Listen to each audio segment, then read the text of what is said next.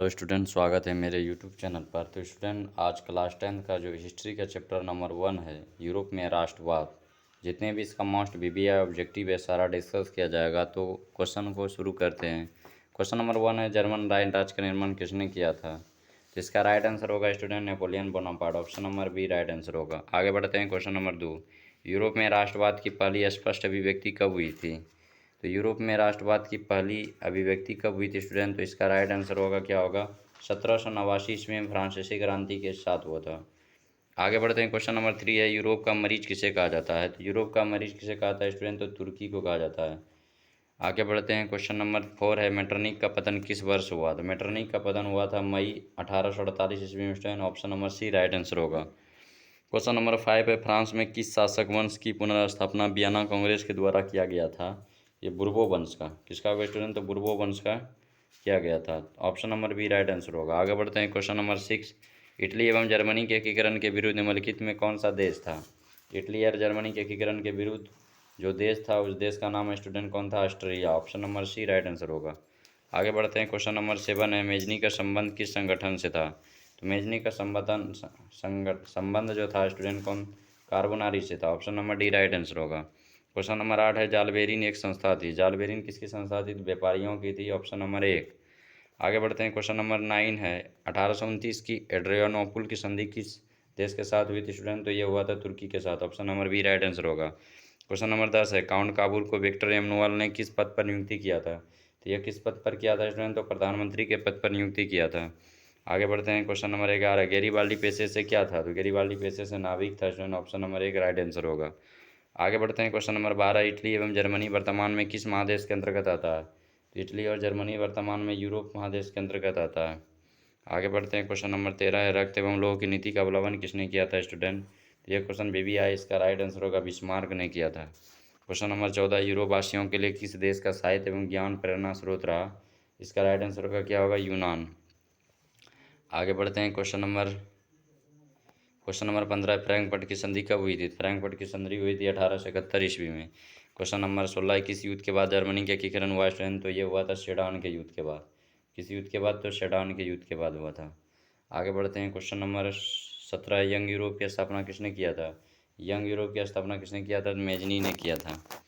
आगे बढ़ते हैं। क्वेश्चन नंबर 18, यंग इटली की स्थापना किसने किया था? यंग इटली का भी स्थापना किसने किया था स्टूडेंट? तो मेजनी ने ही किया था। सेडान का युद्ध कब हुआ था? सेडान का युद्ध हुआ था स्टूडेंट, कब हुआ था? 1870 ईस्वी में। आगे बढ़ते हैं। क्वेश्चन नंबर 20 है, सन 1870 में फ्रांस और प्रसा के बीच युद्ध कहाँ हुआ था? यह युद्ध हुआ था सेडान में। कहाँ हुआ था? सेडान में। क्वेश्चन नंबर 21 है, वियना सम्मेलन किस वर्ष हुआ था? 1815 में। क्वेश्चन नंबर 22 है, वियना किस देश की राजधानी थी? वियना ऑस्ट्रिया देश की राजधानी थी।